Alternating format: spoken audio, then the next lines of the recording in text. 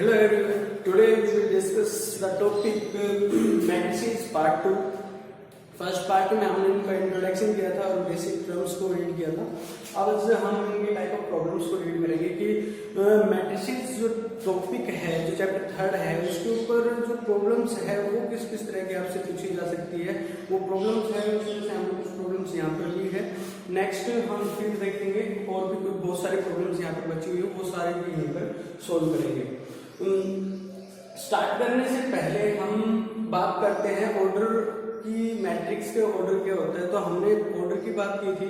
तो ऑर्डर वो होता है कि रो मल्टीप्लाई कॉलम, या हम कह सकते हैं कि row into column, row by column, उसको हम क्या कह देंगे, ऑर्डर कह सकते हैं। ठीक है। और उन दोनों की अगर मल्टीप्लाई करा दी जाए तो वहां से हमें क्या मिल जाते हैं, नंबर ऑफ एलिमेंट्स वहां से हमें फाइंड करने को मिल जाते हैं। तो फर्स्ट क्वेश्चन उसी के ऊपर है, आप इसको ध्यान से देखिए।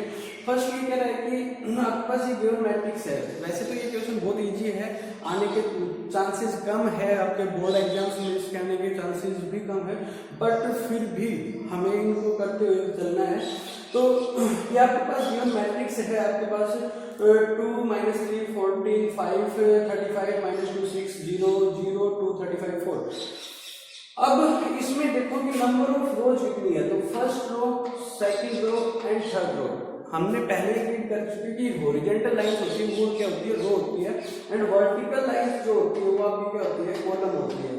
ठीक है। तो ये तो आपकी 1 2 3 एंड 4, ये आपकी 1 2 3। तो हमने अभी अभी कहा था कि रो इनटू कॉलम, ये आपका क्या बन जाता है, ऑर्डर। तो नंबर ऑफ रोज कितनी है, 3, और नंबर ऑफ कॉलम कितने हैं, 4। तो ये आपकी जो मैट्रिक्स है वो कितने क्रॉस कितने की बन गई, 3 क्रॉस 4 की। तो ये आपका आ गया फर्स्ट आंसर, ऑर्डर। तो ऑर्डर फाइंड करना बहुत ही आसान था। नेक्स्ट करते हैं number of elements. Number of elements कितने हैं, या तो आप इसको ऐसे काउंट कर लो, 1 2 3 4 5 6 7 8 9 10 11। ठीक है, एक तो ये मेथड है। सेकंड इसका मेथड ये है कि आप ऑर्डर को मल्टीप्लाई कर दो, तो ये आपके क्या आ जाएंगे, आपके एलिमेंट्स आ जाएंगे। ठीक है, ये आपके नंबर ऑफ एलिमेंट्स आ जाएंगे किसी भी मैट्रिक्स के। अगर आपको ये कहे कि एक मैट्रिक्स है 5 क्रॉस 6 की, how many elements are there, तो आप 5 क्रॉस 6 की थी तो 30 एलिमेंट्स आर देयर। ठीक है, तो ये आप आंसर दे सकते हो। नेक्स्ट है आपके पास एलिमेंट्स A13 A21। ये पोजीशन के बारे में पूछा गया है इससे इस क्वेश्चन के अंदर।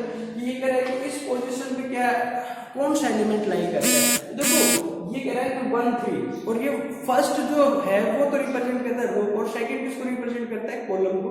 तो 1 3 का मतलब फर्स्ट रो का थर्ड एलिमेंट, तो ये आपका आ गया 14। तो आपका A13 कितना आ जाएगा, 14। सेकंड में ये 2 1, तो 2 1 आपका ये है 35 आ जाएगा।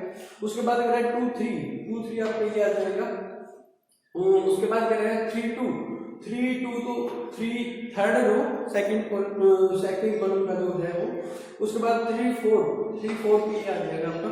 तो इस तरह से आपका जो ऑर्डर है, एलिमेंट्स कितने लाई करते हैं, किस पोजीशन पर कौन सा एलिमेंट लाई करता है, आप इस तरह से आप फाइंड कर सकते हो। नेक्स्ट जो क्वेश्चन है वो क्या है, if A matrix has 18 elements what is the possible order it can have. ये कह रहे हैं कि एक मैट्रिक्स है, मान लो कि आपका पास ऑर्डर नहीं दे रखा और कहे कि एक मैट्रिक्स है, उसके अंदर आप कितने एलिमेंट्स लाई करते हैं और ऑर्डर क्या क्या हो सकते हैं। तो देखो एक तो रो हो जाए, ठीक है, और 18 उसके अंदर कॉलम हो जाए, तो ये आपका ऑर्डर हो सकता है पॉसिबल। ठीक है, इसमें भी 18 आएंगे। नेक्स्ट दो तो आपके पास रो हो जाए और उनके अंदर 9 कॉलम हो जाए, तो ये भी आपका 18 देगा। इसके बाद 3 और 6, 3 रो हो जाए और 6 कॉलम हो जाए, तो 4 का तो मल्टीपल नहीं है, ये 5 का भी मल्टीपल नहीं है, तो 6 का है, तो 6 तो रो हो जाए और 3 आपके कॉलम हो जाए।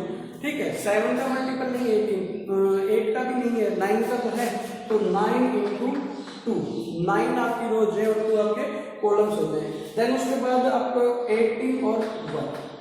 तो these are the possible orders if we have 18 elements in a matrix. अगर अपने पास एक मैट्रिक्स में 18 एलिमेंट दे रखे हैं तो एक ये जो ऑर्डर है ये आपके पॉसिबल है।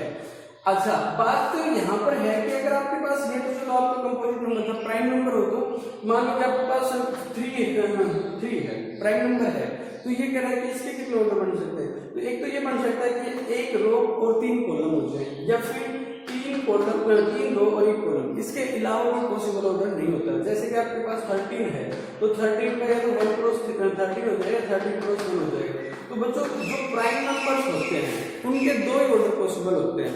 तो ये कई बार क्वेश्चन पूछ लिया जाता है कि बड़ी सी ड्रम दे देता है और हमें उसको आइडेंटिफाई नहीं करते और हम सोचते रह जाते हैं कि क्या करना है।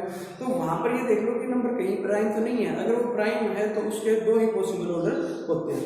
नेक्स्ट हमारे पास होता है कंस्ट्रक्ट ए मैट्रिक्स 3x4। हमें 3x4 की मैट्रिक्स को कंस्ट्रक्ट करना है, जो कि ये जनरल फॉर्म है आपकी, where the elements are come from this. Elements यहां से आते हैं। तो इस क्वेश्चन को करते हैं यूनिट में। क्या है ये क्वेश्चन आपका कि एक मैट्रिक्स बनानी 3x4 की, तो ए मैट्रिक्स बन जाएगा। उसके एलिमेंट्स कैसे लिखे जाएंगे, फर्स्ट रो का फर्स्ट एलिमेंट, फर्स्ट रो का सेकंड एलिमेंट, फर्स्ट रो का थर्ड एलिमेंट और फर्स्ट रो का फोर्थ एलिमेंट। क्यों? क्योंकि यहाँ पर जो कॉलम है वो कितने हैं 4, तो हमने 4 कॉलम बनाए। फिर सेकंड रो का फर्स्ट एलिमेंट, सेकंड रो का सेकंड एलिमेंट, सेकंड रो का थर्ड एलिमेंट और सेकंड रो का फोर्थ एलिमेंट। इसी तरह थर्ड रो का फर्स्ट एलिमेंट, थर्ड रो का सेकंड एलिमेंट, थर्ड रो का थर्ड एलिमेंट और थर्ड रो का फोर्थ एलिमेंट। तो ये आपकी मैट्रिक्स है 3x4। अब इसके जो एलिमेंट्स है वो कहां से आते हैं? इसके एलिमेंट्स है aij is equal to i upon j। यहां से इसके एलिमेंट्स आते हैं। तो देखो जब मैं यहां पर 1 1 रखूंगा तो देखो 1 और 1 ये किसके इक्वल आ जाएगा, 1 के इक्वल आ जाएगा। तो देखो यहां पर आपका आ जाएगा इस तरह से ये कौन आ जाएगा 1/2, ये 1/3, ये आपका 1/4। तो आपकी फर्स्ट रो बनी। इसी तरह से सेकंड रो बनाते हैं, ये आ जाएगा 2/1, ये आ जाएगा 2/2, 1 होता है, ये आ जाएगा आपका 2/3, ये आपका आ जाएगा 2/4। ठीक है, ये जो फर्स्ट है ये किसको रिप्रेजेंट करता है, रो को, और ये सेकंड है ये किसको रिप्रेजेंट करता है, कॉलम को। ठीक है, तो हमने ये आपको सोल्व कर दिया। इसी तरह इसको लिखेंगे तो 3, ये आ जाएगा 3/2, ये 1 और ये आ जाएगा 3/4। तो इस तरह से हम मैट्रिक्स को कंस्ट्रक्ट कर सकते हैं। ये बहुत इजी क्वेश्चन था, यहाँ से आने का चांस बन सकता है, यहाँ से क्वेश्चन आ सकता है। हाँ, एक यहाँ पर अगर ऑप्शनल क्वेश्चन पूछे तो ऐसा पूछ सकते हैं कि मैट्रिक्स को कंस्ट्रक्ट ना करवाए और हमसे डायरेक्ट ये पूछ ले कि this is a matrix which elements come from this and find a to 1 element. हमें यहाँ पे 8 to 1 एलिमेंट निकालना है, तो हमें पूरी मैट्रिक्स सोल्व नहीं करनी, सिर्फ 2 1 यहाँ पर पुट कर दिया, 2 यहाँ पर 1 और यहाँ पर 2 यहाँ पर 1, तो आपका आंसर क्या आ जाएगा 10। ठीक है, तो इस तरह से भी एक क्वेश्चन हमसे पूछा जा सकता है। नेक्स्ट हम करते हैं क्वेश्चन। ये क्वेश्चन भी बड़ा ही अच्छा है और इम्पोर्टेंट है सीबीएसई बोर्ड के ऊपर। तो ये कहते हैं कि right the number of all possible matrices of order 2x3 with each entry 1 और 2। देखो ये कह रहे हैं कि एक 2x3 की तो हमें क्या बनानी है, मैट्रिक्स, इसका ऑर्डर गिवन है। तो ऑर्डर से हम क्या फाइंड कर लेते हैं, number of elements, number of elements. तो यहाँ पर 6 तो क्या है आपके एलिमेंट्स है और उनको हमारे पास जो पॉसिबल है एंट्री जो वो 1 और 2 है। तो हमारे पास जो चॉइसेस है वो दो ही है। तो देखो मान लो कि ये A1 है, ये आपका A2 है, ये आपका A3 है, ये आपका A21 है, ये A22 है और ये 23 ये पोजीशन है। इसको फिल करने के 2, इसको भी फिल करने के 2 चांस, इसको भी फिल करने के 2 चांस, इसको भी फिल करने के 2 चांस, इसको भी फिल करने के 2 चांस, इसको भी फिल करने के 2 चांस है। तो इसको हम ये लिख सकते हैं कि 2⁶, 2⁶ आर पॉसिबल मैट्रिसेस। ये हमारे पास कर देंगे पॉसिबल मैट्रिसेस हो जाएंगे इन एंट्रीज की हेल्प से। तो अगर इसका फॉर्मूला बनाए तो क्या हो जाएगा, तो number of entries, number of entry ये हमारे पास कितनी एंट्रीज दे रखी है और raise to power number of elements, हमारे पास नंबर ऑफ एलिमेंट्स कितनी है। तो आप यहां से इस क्वेश्चन का आंसर फाइंड कर सकते हो। मान लो कि हमारे पास यहाँ पर एंट्रीज है 3, एंट्रीज है 3 और उस मैट्रिक्स का ऑर्डर है 3x3 का। मान लो 3x3 है तो ये 3 रेज़ टू पावर कर जाएगी 9। ठीक है, नेक्स्ट है हमारे पास find the value of x and y। तो x और y का वैल्यू निकालनी है क्या दे रखा है 3x प्लस वाई और यहाँ पर 2y माइनस एक्स, एक तो ये था, इज इक्वल टू दे रखा है 1 2 माइनस 5 एंड 3। ये आपके पास गिवन है। तो कह रहा है कि find the value of this, हमें इसकी क्या निकालनी है, वैल्यू निकालनी है। तो वैल्यू कैसे फाइंड कर सकते हो इसकी, देखो ये दो मैट्रिक्स है, ये एक एलिमेंट है, तो इसमें दो रो है और एक क्या है, कॉलम है। और यहाँ पर देखो क्या है, यहाँ पर आपका क्या है, यहाँ पर आपको 2 क्रॉस 2 का, तो ये ऑर्डर क्या है आपका डिफरेंट ऑर्डर है। अगर ये ऑर्डर डिफरेंट है तो हम इसकी वैल्यू फाइंड नहीं कर सकते, क्योंकि हमें अगर दो मैट्रिक्स इक्वल है तो उनका ऑर्डर भी क्या होना चाहिए, इक्वल, और कॉरस्पॉन्डिंग एलिमेंट्स भी क्या होना चाहिए, इक्वल। हाँ, अगर ये ऐसे गिवन होता, ये अगर ऐसे गिवन है तो फिर हम निकाल सकते हैं। तो क्या कर सकते हैं, 3x plus y is equal to 1 और ये लिखेंगे 2y minus x is equal to minus 5। अब ये इक्वेशन बन जाएंगे, यहाँ से हम इसको सोल्व कर सकते हैं। नेक्स्ट हमारे पास जो क्वेश्चन है वो क्या है, solve the value of x and y। ये क्या देता है, x स्क्वायर नीचे देता है y square plus 2 into 2x 3y is equal to 3 into 7 and minus. देखो यहाँ पर दो क्वेश्चन सोल्व हो रहे हैं, एक तो सम भी करवा रहे हैं, एक स्केलर मल्टीप्लाई भी करने लग रहे हैं, ठीक है ना, और एक ये आपकी इक्वेशन टाइप में क्वेश्चन बन गया है और वैल्यू निकालनी है। तो बहुत सारे क्वेश्चंस यहाँ पे एक साथ हो रहे हैं, तो देखते हैं। तो देखिए आपका एक्स स्क्वायर वाई स्क्वायर, इसको हम अभी एज इट इज रख देते हैं, प्लस मल्टीप्लाई करते हैं तो यह देखो 4x और यह देगा आपका 6y, राइट। तो उसे मल्टीप्लाई करने का मतलब है हर एक एलिमेंट को उसे मल्टीप्लाई करना। अगर किसी मैट्रिक्स को स्केलर से मल्टीप्लाई करते हैं तो उसके हर एक एलिमेंट को उससे मल्टीप्लाई करना होता है। अच्छा, इसी तरीके ये स्केलर है तो इसको हम करेंगे क्या जाएगा 21 और ये माइनस का 9। अब देखो, अब इनका क्या करते हैं सम, तो सम करेंगे तो यहाँ से आ जाएगा एक्स स्क्वायर प्लस 4x। सब में भी बताया था कोरेस्पोंडिंग एलिमेंट्स में क्या होता है, ऐड होता है। यहाँ जाएगा आपका वाई स्क्वायर प्लस का 6y और इज इक्वल टू 21 एंड 9। अब देखो ये मैट्रिक्स आपकी 2 क्रॉस 1 की और ये मैट्रिक्स है 2 क्रॉस 1 की। अब यहाँ से देखो ऑर्डर क्या है सेम और इक्वलिटी का साइन है, तो ये वाला जो है ये इसके इक्वल हो जाएगा, तो ये इसके इक्वल हो जाएगा। इसको बोलते हैं कोरेस्पोंडिंग इक्वालिटी, कोरेस्पोंडिंग एलिमेंट्स, ठीक है। तो यहाँ से आ जाएगा आपका x square plus 4x is equal to 21 और यहाँ से आ जाएगा y square plus 6y is equal to 9। अब पास दो इक्वेशन होगी, एक्स और वाई की वैल्यू यहाँ से फाइंड कर सकते हैं क्वाड्रेटिक इक्वेशन का फॉर्मूला लगा के, ठीक है। नेक्स्ट करते हैं, नेक्स्ट हमारे पास क्वेश्चन था ये हमने लिखा। तो ये फर्स्ट जो है ये कह रहा है कि इसका ट्रांसपोज फाइंड करो।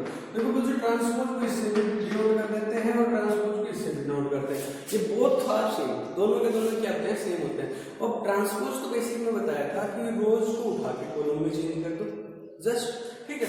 तो ए का ट्रांसपोज करने के लिए बोल रहा है तो क्या लिखेंगे 1 -2 4 3 इसके ऊपर लिखेंगे ट्रांसपोज। तो ये क्या देगा आपका ट्रांसपोज करने के बाद 1 इस रो को उठाओ कॉलम में चेंज कर दो, ठीक है। इस रो को उठाओ सेकंड कॉलम बना दो, राइट। ये आपका क्या हो गया, ट्रांसपोज हो गया, बड़ा इजी था ये। तो सेकंड जो है वो हमसे क्या पूछ सकता है कि इस तरह से पूछ सकता है कि 2 times of a minus 3 times of b transpose.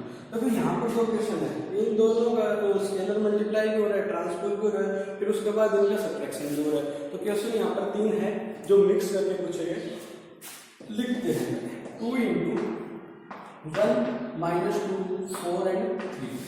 अच्छा, उसके बाद -3 इंटू यहाँ पर इसका ट्रांसपोज करते हैं, तो इसका ट्रांसपोज क्या आएगा 0 1 और 2 एंड, राइट। हमने इसका डायरेक्ट ट्रांसपोज करते हैं, कोई प्रॉब्लम नहीं है। उसके बाद इसको सोल्व करते हैं, तो देखो स्केलर मल्टीप्लाई करेंगे तो ये आ जाएगा 2 माइनस का 4, ये आ जाएगा 8 और ये आपका आ जाएगा 6, ठीक है।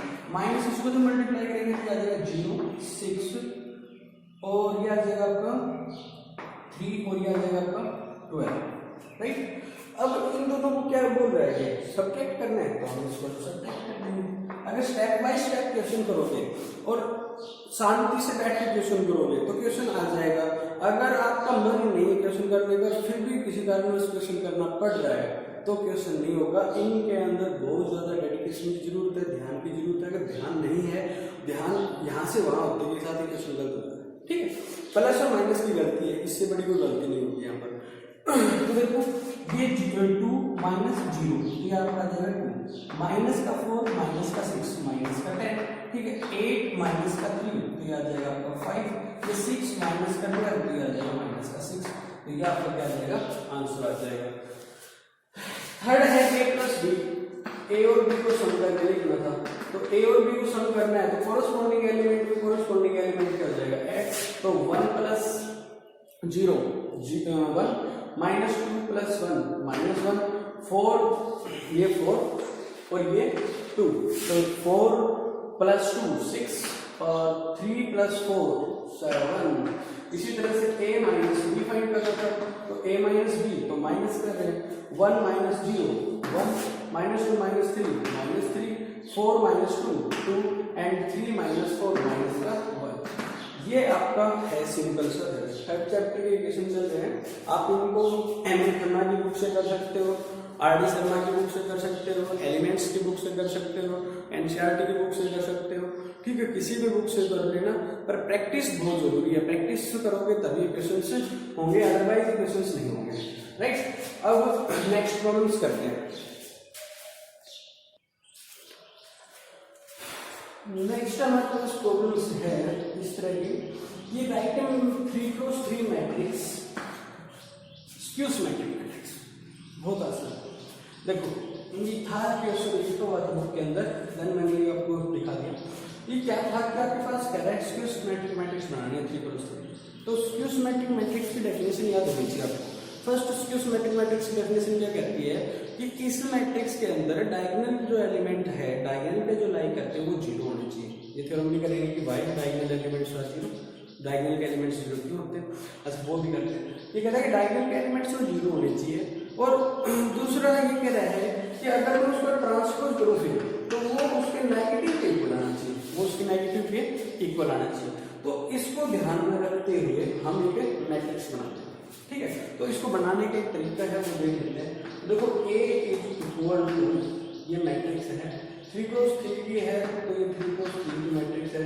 तो यहाँ पर यहाँ पर यहाँ पर यहाँ पर ये कुछ एंट्रीज है, राइट, ये एंट्रीज है। तो इनको तो आप 0 फील कर दो, क्योंकि ये तो हमारे डेफिनेशन कहते हैं डायगोनल एलिमेंट्स आर 0, तो डायगोनल एलिमेंट्स हमने 0 फील कर दिए। अब बात करते हैं यहाँ पर, अगर मैं यहाँ पर 2 फील करूँ, या चलो लिख लेते हैं, तो ये आ जाएगा माइनस का 2। अगर यहाँ मैं x फील कर दूँ, तो यहाँ आपको करना पड़ेगा माइनस का x, और अगर यहाँ पर आपको t पुट करना है, तो यहाँ पर पुट करना पड़ेगा माइनस का t।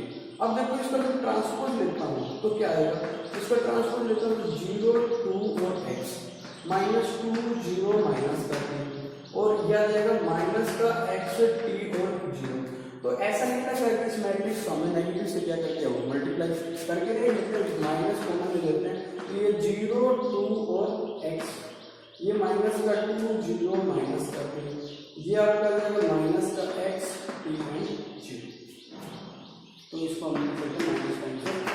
तो इस तरह से हम बना सकते हैं। अच्छा चलो यहाँ सिमेट्रिक की जगह, स्क्यू की जगह सिमेट्रिक होती तो फिर क्या था कि हमारे पास ये जो एलिमेंट्स थे, यहाँ पर तो आप कुछ भी डाल दो, x y z, 0 भी डाल दो, कुछ भी डाल दो x y z, बट यहाँ पर अगर जो एलिमेंट डालोगे वो ही एलिमेंट यहाँ डालोगे। यहाँ अगर 3 है तो यहाँ पर 3 है, यहाँ 5 है तो यहाँ 5।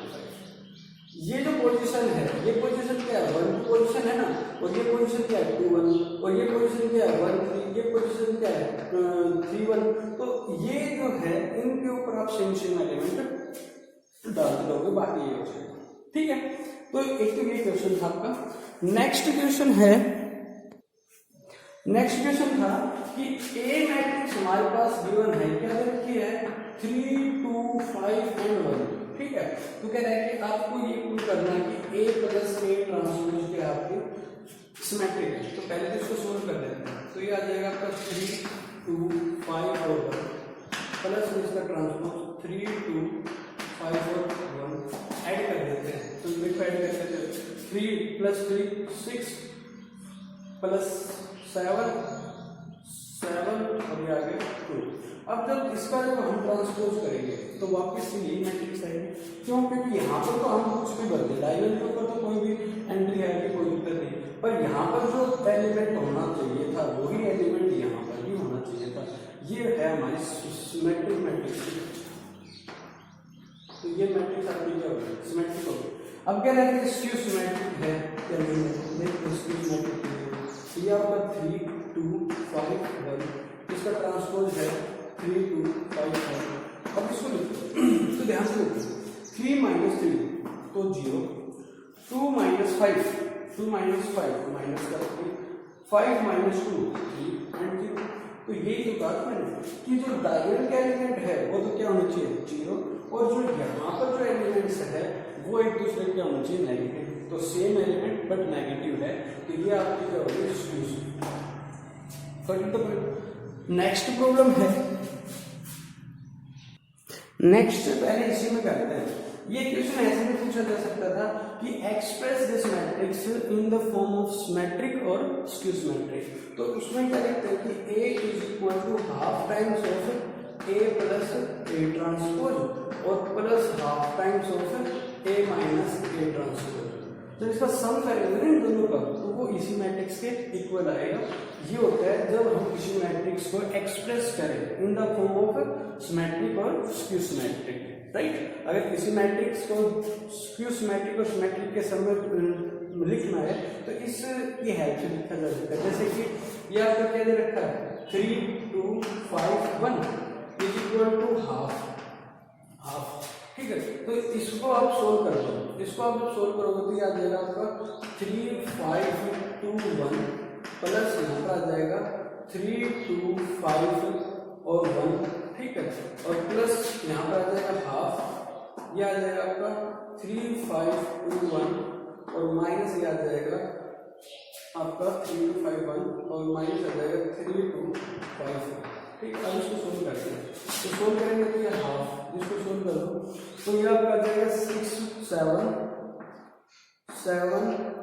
2 प्लस हाफ, ये आपका आ जाएगा 0 -3 3 0, ठीक है। अब इसको हम क्या करते हैं? सोल्व। तो -1 को बाहर रख देंगे, इनको क्या करते हैं? ऐड।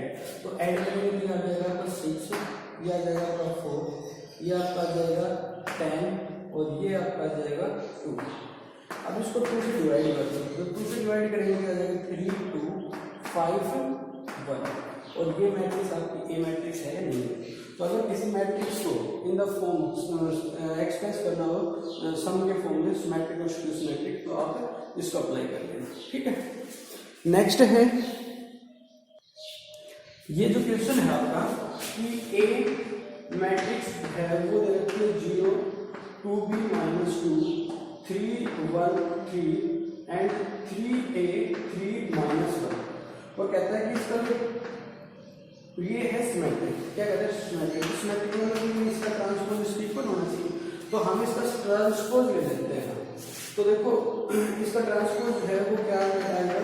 इसका ट्रांसपोज आएगा 3 2b - 2 3 1 3 3a 3 और -1 और ये दोनों क्या होते हैं? इक्वल। अगर क्या है ये सिमेट्रिक तो इक्वल मैट्रिक्स में ऑर्डर सेम है तो इन दोनों का ऑर्डर सेम है, बट दूसरा कोरेस्पोंडिंग एलिमेंट्स इसमें होना चाहिए। तो यहाँ 0 है, यहाँ पर 0 है, यहाँ पर क्या दे रखा है? 3, यहाँ पर क्या दे रखा है?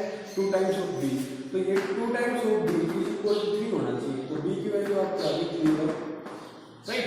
सेम इसी तरह से यहाँ पर क्या दे रखा है आपका? 3 टाइम्स ऑफ a और यहाँ पर दे रखा है -3, तो ये भी आपके क्या होना चाहिए? इक्वल होना चाहिए। तो a की वैल्यू -2/, स्क्यू सिमेट्रिक भी पूछ सकता था तो इसमें आप नेगेटिव कर लेते हैं, ठीक। ये प्रॉब्लम्स है। उसके बाद वो क्वेश्चन है आपका कि why diagonal element in skew symmetric matrix are 0, कि 0 क्यों होते हैं? तो देखो हमने अभी बताया था कि A ट्रांसपोज किसके इक्वल होता है? -1 इक्वल। और हम किसी मैट्रिक्स को किस तरह से लिखते हैं? AIG की फॉर्म में हम किसी मैट्रिक्स को देखते हैं और डायगोनल के ऊपर I किसके इक्वल होता है? J के इक्वल होता है, स्टूडेंट्स, ऐसा होता है। तो आप क्या करोगे कि यहाँ पर लिखोगे ए आई जे का ट्रांसपोज इज इक्वल टू ए आई जे और यहाँ पर नेगेटिव, ठीक है। अब इसका ट्रांसपोज लेंगे तो रोज किसमें चेंज हो जाएगी, बोलो तो जे आई माइनस ए आई जे, ठीक है। तो अब क्या करोगे, यहाँ पर डायगोनल के ऊपर कुछ सेम होता है, तो आई जे के ऊपर है तो हम लिखेंगे A I I is equal to minus A I I. इसको इस तरफ रहते हैं तो 2 times of A I I is equal to 0, तो A I I is equal to 0। तो देखो ये क्या है, ये रिप्रेजेंट करे डायगोनल एलिमेंट्स को और वो क्या आपके 0 के इक्वल। सो ये आपकी वो थ्योरम होगी। उसके बाद कुछ क्वेश्चन हैं तो देखते हैं। ये और क्वेश्चन था कि अगर इस तरह से आपको क्वेश्चन दे रखा हो, देखो यहाँ पर क्वेश्चन तो सेम ही है, बट यहाँ पर पहले मल्टीप्लाई करने के लिए बोला गया, फिर इक्वल, फिर मल्टीप्लाई कर सकते हैं। तो क्या है कि हम फर्स्ट रो को नीचे चलेंगे और इस कॉलम के साथ ना उसको मल्टीप्लाई करेंगे। देखो इसका फर्स्ट एलिमेंट है 1, तो ये है 2, ये है 3 और ये है 2। तो देखो इस 1 को इस 3 से मल्टीप्लाई कर देंगे और इस 2 को इस 2 से मल्टीप्लाई कर देंगे और प्लस लगा देंगे। देखो ये आ जाएगा 1 into 3 प्लस ये 6 मल्टीप्लाई हो जाएगा 2 into 2, ये आ जाएगा 3 प्लस 4 इज इक्वल टू 7। ये आपका फर्स्ट एलिमेंट बन गया है, ठीक है। इस तरह से हम मल्टीप्लाई करते हैं। तो देखते हैं मल्टीप्लाई करते हैं, इसको इससे करना है, ये आ जाएगा 3, इसको इससे करना है प्लस का 4, तो ये हो गया। अब इसको तब तक मत छोड़ो, इस लाइन को, इस रो को तब तक मत छोड़ो जब तक ये सेकंड वाले मैट्रिक्स के हर एक एलिमेंट के साथ मल्टीप्लाई ना हो जाए, हर एक कॉलम के साथ मल्टीप्लाई हो। अच्छा, अब इसको इससे करेंगे तो आ जाएगा 1, ये आ जाएगा आपका 10। अच्छा, अब ये इन दोनों से मल्टीप्लाई हो चुका, तो अब चलो सेकंड रो को लेके चलो, इससे मल्टीप्लाई कर दो, क्या आ जाएगा 9 और ये आपका आ जाएगा प्लस का 8। इसको करोगे तो ये आ जाएगा 3 और ये प्लस का आ जाएगा 20 इज इक्वल टू आ जाएगा 7 11 के और 23। तो ये लिखा गया आपका 7 11, ये कितना हो जाएगा 17, ये आ जाएगा 23 इज इक्वल टू 7 11 के 23। तो दो मैट्रिक्स इक्वल होती है, कब होती है, जब उनके कॉरेस्पॉन्डिंग एलिमेंट्स इक्वल होते हैं। तो इट मींस के की वैल्यू कितनी होनी चाहिए, 17 होनी चाहिए यहाँ पर इसकी वैल्यू, ठीक है। इस तरह के क्वेश्चंस भी आपसे पूछे जा सकते हैं। 3x3 में भी मल्टीप्लाई आपसे पूछी जा सकती है। तो मल्टीप्लाई करना आपको आना चाहिए, इसके ऊपर आप प्रैक्टिस करो, तब आपकी मल्टीप्लाई भी हो जाएगी। अगर आपको कोई प्रॉब्लम हो, कोई क्वेश्चन ना आपसे हो रहा हो, तो आप मेरे व्हाट्सएप नंबर 8053313590 पर मेरे पास अपनी प्रॉब्लम शेयर कर लेना। वो प्रॉब्लम्स मैं आपको